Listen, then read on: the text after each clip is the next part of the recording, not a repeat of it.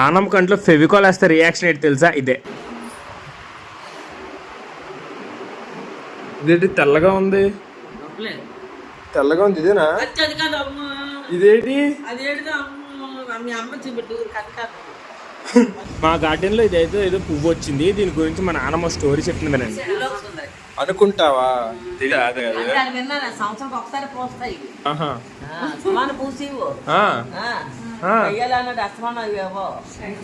అన్ని పూలు పూసినట్టు పూసి సంవత్సరానికి ఒక్కసారి.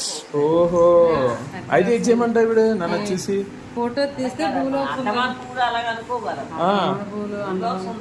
నీలుమాన్ పువ్వులా? అడ్డమాన పువ్వులు కాదు, నిలువుమాన పువ్వులా?